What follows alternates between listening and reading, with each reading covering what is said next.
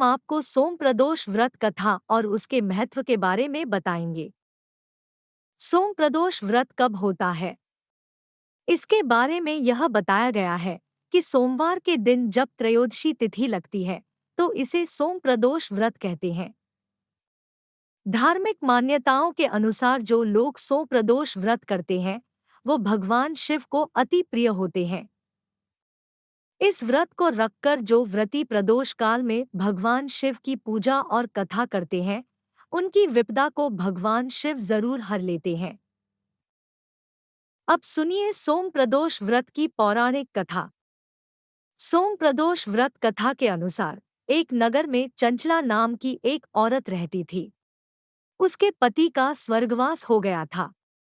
उसका अब कोई आश्रयदाता नहीं था, इसलिए सुबह होते ही वह अपने पुत्र के साथ भीख मांगने निकल पड़ती थी। भिक्षा में जो कुछ मिलता उससे ही वह अपना व अपने पुत्र का पेट पालती थी। एक दिन चंचला घर लौट रही थी तो उसे एक लड़का घायल अवस्था में कराहता हुआ मिला। चंचला को उस पर दया आ गई और वह उसे अपने घर ले आई। वह लड़का विदर्भ का राजकुमार था। शत्रु सैनिकों ने उसके राज्य पर आक्रमण कर उसके पिता को बंदी बना लिया था और राज्य पर नियंत्रण कर लिया था, इसलिए वह इधर-उधर भटक रहा था। राजकुमार चंचला और उसके पुत्र के साथ उनके घर में रहने लगा। तभी एक दिन अंशुमती नामक एक गंधर्व कन्या ने राजकुमार को देखा तो वह उस पर मोहित हो गई। अगले दिन अंशुमती अपने माता-पिता को राजकुमार से मिलाने लाई। उन्हें भी राजकुमार भा गए।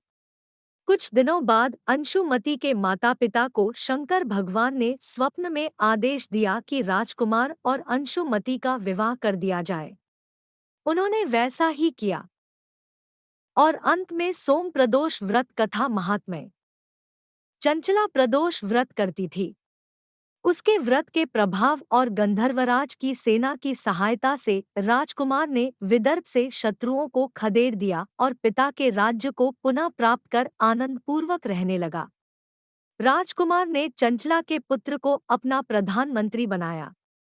चंचला के प्रदोष व्रत के महात्म्य से जैसे राजकुमार और उसके पुत्र के दिन फिरे, वैसे ही भगवान शंकर अपने सभी भक्तों के दिन फेरते हैं। अतः सोम प्रदोष का व्रत करने वाले सभी भक्तों को यह कथा अवश्य पढ़नी अथवा सुननी चाहिए। तो दोस्तों, आपको यह शिव कथा कैसी लगी जरूर बताएं। धन्यवाद।